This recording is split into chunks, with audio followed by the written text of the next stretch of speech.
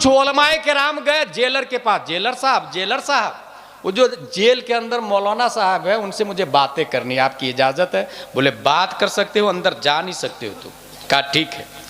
वो जेल कैसा था? बंद कुआं में डाल दिया गया था उनको, नजर बंद, अंधेरा अंधेरा, ऊपर से आवाज जा सकती है, नीचे से आवाज आ सकती है, मगर देख एक दूसरे को कोई नहीं सकता है। अब सुने क्या साहब का नाम बताता, उनका नाम है शमसुल अइम्मा सरखसी।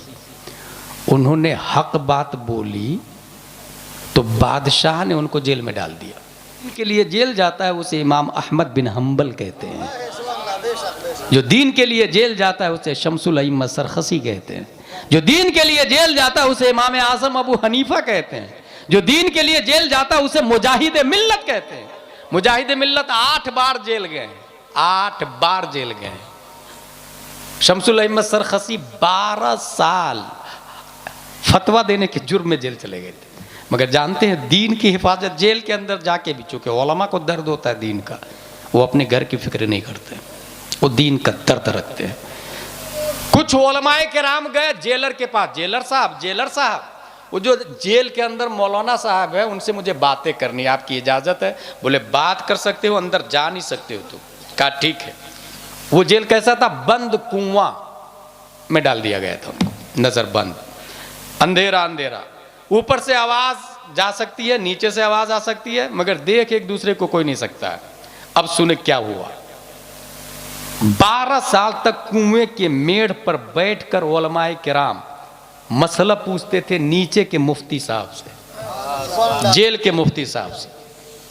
मुफ्ती साहब आधा सर का मसा किया तो वुजू होगा कि नहीं होगा? अंदर से मुफ्ती साहब जवाब देते थे, चौथाई सर का मसा फर्ज है, पूरे सर का मसा मुस्तहब है। उलमाए किराम ऊपर कुएं पे बैठे थे ना, वो लिख लेते थे जवाब को। इस सवाल जवाब को लिखा गया तो लिखते लिखते लिखते 12 साल में अल मबसूत नामी 20 जिल्दों में किताब छपी गई है। 20 जिल्दों में वो किताब अभी पढ़ाई जाती, मुफ्तियों के कोर्स में बड़े बड़े मुफ्ती उससे फतवा देते हैं। कहां लिखी गई वो किताब? जेल में। सोचने वाली बात है, हम घर में रह के आजाद रह के दीन सीखने को तैयार नहीं, वो जेल के अंदर से किताब लिख रहे हैं, जेल के अंदर से किताब लिख। सुन्नी देवबंदी की अगर बात करें आप तो बहुत सारे लोग जाते हैं हरम में, वहाबी इमाम के पीछे नमाज पढ़ लेते हैं, रिश्ता वहाबी के यहाँ कर लेते हैं। अब वहाबी क्या रिश्ता करेंगे तो बच्चा तो वहाबी पैदा होगा ना भाई, जबकि वहाबी से निकाह होता ही नहीं, देवबंदी से निकाह होता ही नहीं, राबजी से निकाह होता ही नहीं, सुले कुल्ली से निकाह नहीं होता है। आप हरम में जाके हज करने जाते, वहाबी इमाम के पीछे नमाज पढ़ के आ जाते। मगर वहां एक मौलाना साहब गए और जानबूझ के नमाज के टाइम घूमते रहते थे। भाई नमाज क्यों नहीं पढ़ रहा? बोले नहीं मेरी नमाज नहीं होती। बोले नमाज नहीं होती तो घूम क्यों रहे हो? जाके टॉयलेट बाथरूम में छुप जाओ ना, या उठक बैठक कर लो, दिखावे की नमाज पढ़ लो, कोई बोलेगा तो नहीं तुमको। बोले ना मैं इसीलिए तो घूम रहा हूं कि तुम मुझसे पूछो कि क्यों घूम रहे हो, और फिर मैं जवाब दूं कि बेईमान और वहाबी मुर्तद के पीछे नमाज नहीं होती, और तुम मुझे जेल में डालो तो मैं जेल चला जाऊं और नबी की सुन्नत जिंदा हो जाए, बुजुर्गों की सुन्नत जिंदा हो जाए। नबी को भी शअब अबी तालिब में कैद कर दिया गया था 3 साल तक। सही फरमाया हजरत। मेरे भाई वो जो हरम में घूम रहे थे नमाज के टाइम ताकि लोग पूछे, मुनाजरा भी करते थे वहीं से, क्यों घूम रहे? बोले नमाज नहीं होती। क्या दलील है? वो दलील देते थे, बहस करते थे। उस आदमी को दुनिया मुजाहिद मिल्लत हबीबुर रहमान के नाम से याद करती है। इस तरह इन लोगों ने दीन की हिफाजत की है। आज हम दीन पढ़ लें और उस पर अमल कर ले। मैं फिर से बोल रहा हूं, रस्म और रिवाज पर मत जाए। अपने बच्चे को 2 घंटे के लिए मकतब में भेजे, इसी मदरसे में भेजे, पढ़ के वापस आ जाए। बच्ची को भेजे, बच्चियों के लिए आलिमा अलग से लाए। आलिम साहब नहीं पढ़ाएंगे। कौन बोलता है आलिम साहब मासूम होते हैं? इन्ना शर्र शर्र शरारुल उलमा इन्ना खैरुल खैर खियारुल उलमा। उलमा शर्रे कौम भी होते हैं और खैरे कौम भी होते हैं। उलमा में बहुत बुरे भी आते हैं। पहचानना आपको है कि यह अशरफ अली थानवी वाला है या आला हजरत वाला है। ये डिसाइड आपको करना है कि ये किधर वाला है। आलिम साहब बच्चियों को नहीं पढ़ाएंगे, आलिमा पढ़ाएगी। अगर ये मिजाज बना लिया आपने तो जिस तरह one sentence can change your life, ऐसे ही one man can change culture of Barhampur.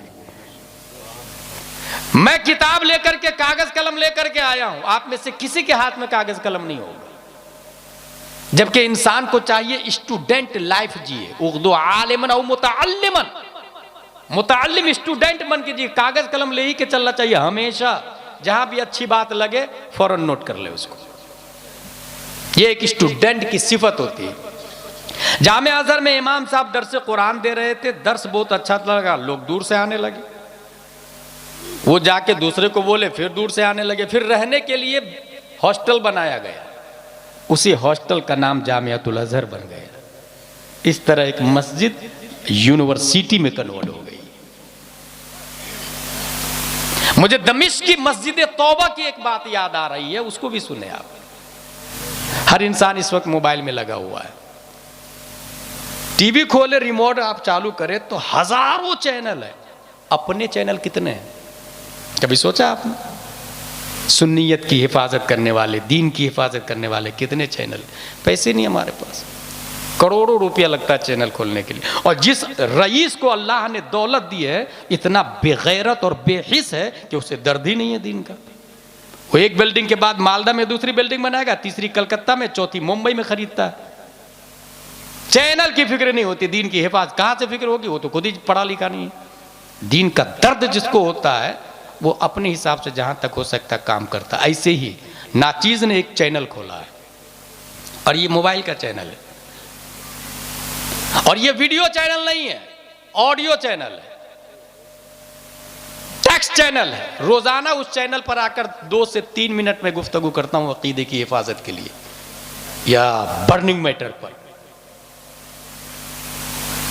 हम टीवी पे चैनल नहीं खोल सकते हैं, मोबाइल हर हाथ में है ना।